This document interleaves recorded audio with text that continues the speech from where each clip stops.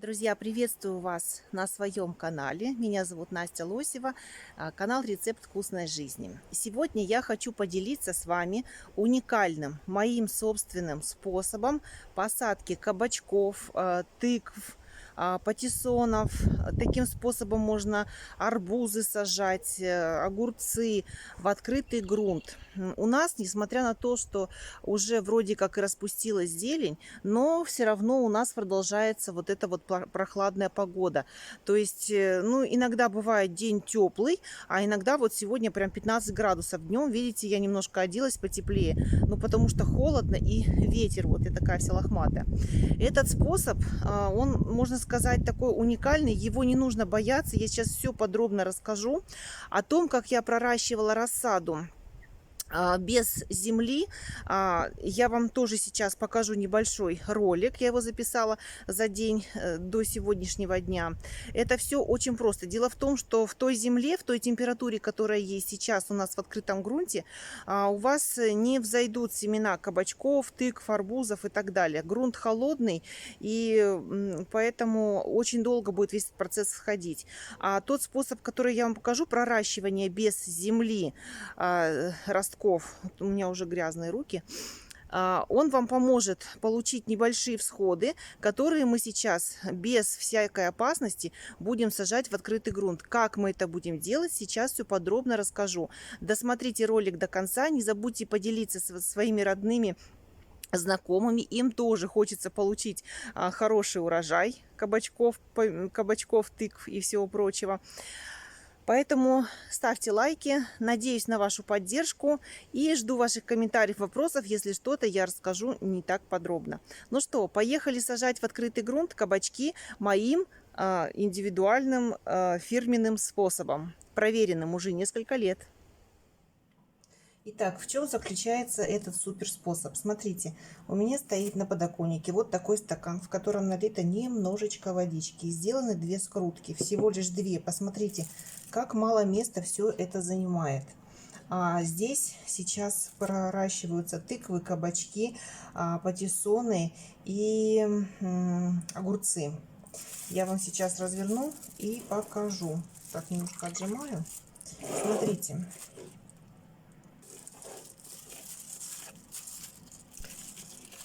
Здесь огурчики, вот они разнообразные. Потом я пишу в тетрадке, что и где у меня проросло. Дальше патиссоны. И уже затем вот эти пророщенные семена, это у меня кабачки идут, тоже, видите, разные. Вот так вот они выглядят.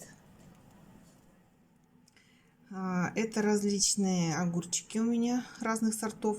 В тетрадку я потом просто записываю, какие сорта по очереди я здесь разложила. Это патиссоны, это у меня кабачки. И завтра я буду их сажать в открытый грунт уже, видите? И все прекрасно прорастет. Ну, в этой скруточке у меня прорастают тыквы. Видите, как много всего, а место занимает всего лишь в одном стакане. И я вас уверяю, что все прекрасно примется и прорастет. Значит, для этого я беру пакет.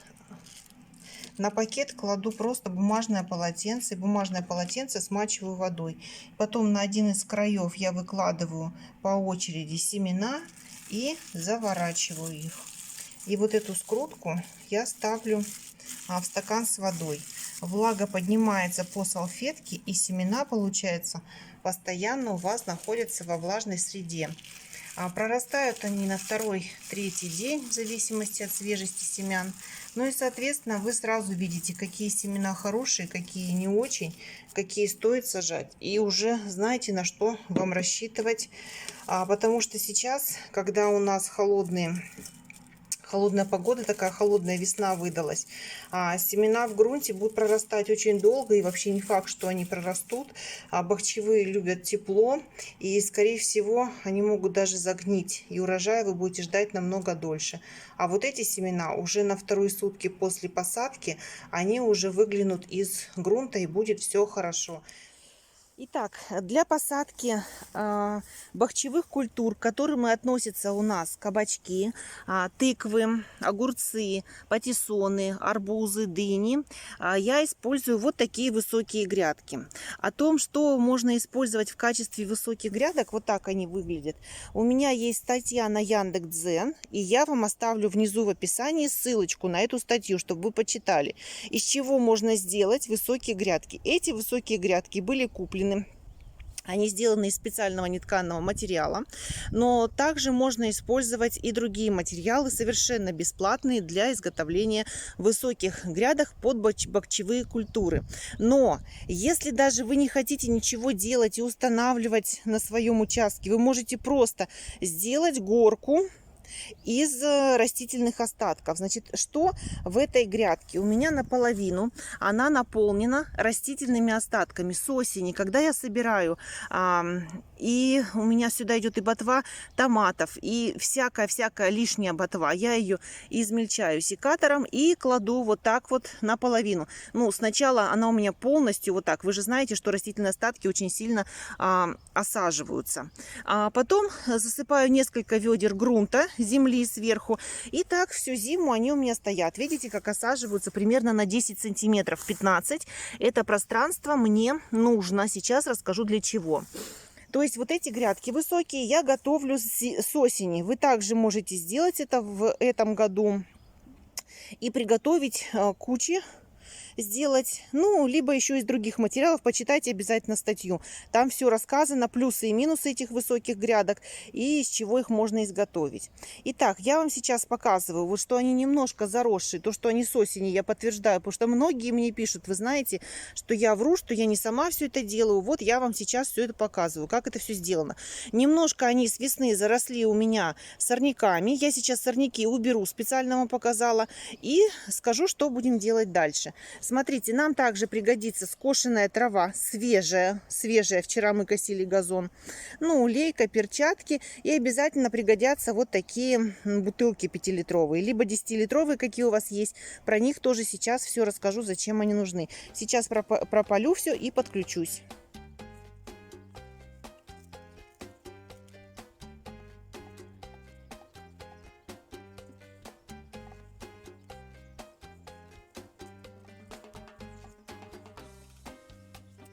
Итак, вы увидели, какая у меня здесь такая рыхлая земля, очень хорошая. Сегодня мы с вами будем сажать тыквы, именно тыквы. Вот на эту одну большую грядку я сажаю 4 тыквы. Они у меня все крупноплодные, я выращиваю. Поэтому этого вполне достаточно. И питания из этой грядки нам тоже будет вполне достаточно. Вот так вот выглядят наши тыквы пророщенные. Вы уже посмотрели ролик о том, как я это делаю. И всего за 2 дня они проращиваются. И посмотрите, какие корешки классные. Сейчас поближе вам еще покажу. Не бойтесь повредить эти корни. Вот эта салфетка, которую мы делаем, она специально здесь так и устроена для того, чтобы вот сформировать такой корень. Мы отделяем росток. Отделяться он будет вместе с салфеткой. И ничего страшного, салфетка нам не помешает. Видите, вся корневая система. Так, сейчас на черном фоне. Вся корневая система у нас осталась вот на этой штуке. Никак ее не видно, эту корневую систему. Вот, может быть, вот так вот будет лучше, да? Вот вы видите, вот они прожилки. Это корешки. И они все остались здесь. Вот такой прекрасный росточек из 2 листьев. Что мы сейчас с вами будем делать? Итак, вот на эту грядку мы делаем 4 штуки. Для того, чтобы нам посадить вот этот росток, мы не должны с вами повредить вот этот центральный корень. Тыквенные культуры, все бахчевые, очень-очень сильно боятся повреждения вот этого корня. Смотрите, что я делаю. Я делаю так, у меня здесь будет 4 растения. Делаю небольшое углубление, такую канавку, я бы сказала. 4 штуки сразу готовлю. И 4 их и буду класть сюда. Ну, как бы вот так, по кругу. И теперь я просто беру и выкладываю Не надо в глубину ее сильно, потому что вы все равно загнете и повредите корень. Я его раскладываю в эту канавку вот таким образом. Вот так я уложила просто, видите, вот эту вот всю бумажку. Листики семидольные должны быть над поверхностью. Я их буду заглублять. Свою тыковку буду заглублять хорошенечко. Да, грунт у меня сейчас влажный. Если у вас грунт сухой, то полейте его. У нас сегодня был дождь, поэтому я поливать его не буду. Значит, я сделаю вот так. Потом полью вот это общее пространство. Видите, вот так вот у меня тыква стоит над землей. Хочу повториться этой тыкве 3 дня. То есть я 3 дня назад поставила вот эту вот свою скруточку. Для дальнейшего процесса нам с вами необходимы вот эти бутылки 5-литровые либо 10-литровые. Бутылки должны быть без дна. Мы сейчас на каждый наш росточек поставим сверху бутылку. Крышечкой закрывать мы не будем, потому что в жаркие дни, когда будет жарко, чтобы растение не перегревалось и отсюда выходил теплый воздух. Бутылка может быть разной формы. Вы видите, что это уже пыльная, запыленная. Я уже использую ее несколько лет. Они у меня просто хранятся потом вот с таким срезанным дном. Это случай, если у вас холодно. Если у вас очень холодно, и сейчас мы еще будем делать другой процесс для того, чтобы согреть наши растения. В случае, если в вашем регионе уже установилась теплая погода и вам не нужно так тщательно прятать растения от холода, нам все равно нужны бутылки. Для чего? А бутылки нам нужны для того, что мы будем тщательно мульчировать сейчас наши посадки зеленой свежей травой. Свежая трава не должна касаться растения, иначе оно у вас сгорит. Поэтому вокруг растения я вот эту же бутылку пластиковую режу вот на такие секции. Ну, у меня получается где-то 3 штуки. И ставлю сверху вокруг своего росточка. И потом тщательно мульчирую. Сейчас вам покажу оба варианта. Это нам нужно для того, чтобы наш росток не сгорел и мы могли тщательно мульчировать. Не меньше 5 сантиметров, 5-7 сантиметров должна быть высота вот этого бортика. В случае, если у вас очень холодно, я сейчас еще буду закрывать вот этой бутылкой, потому что ночи у нас очень холодные. И я хочу, чтобы они немножко подросли. Как только растение заполнит листьями вот это пространство, я буду открывать. Значит, смотрите, первый вариант. Вы ставите сверху бутылку, немножко ее заглубляю, чтобы она не выпала отсюда. Второй вариант. Мы ставим вот эту штучку. Так, где вам? Вот здесь видно. Это вот то, что я прополола, здесь оставила, потому что мы сейчас все тщательно с вами закроем. Вот у нас росток. И вот сюда мы устанавливаем вот этот ободок, чтобы нам с вами не испортить, не сварить наш росточек. И теперь я начинаю очень тщательно мульчировать. Посмотрите, прям вот кладу целую кучку. Видите? У меня здесь больше 5 сантиметров. Не пугайтесь, эта мульча сейчас начнет немножко даже так гореть. Так, мы, конечно, должны установить на всех ростках. Так. Эта мульча будет немножко гореть и делать тепло для генерировать тепло нашим растениям. Надо поставить так, чтобы ветер не унес их.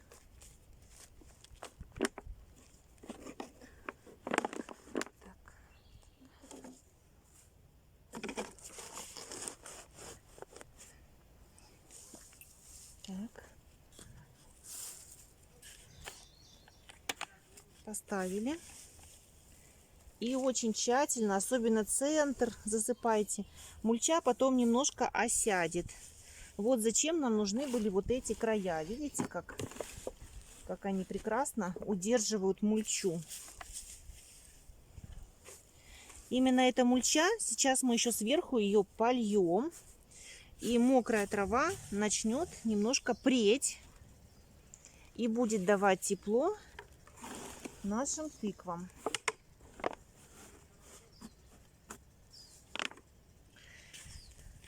Этот процесс я буду повторять несколько раз, пока можно будет подлезть под тыквы. То есть еще, наверное, разочек точно я замульчирую. Так. Внутрь у нас не должна попадать мульча, иначе будет плохо.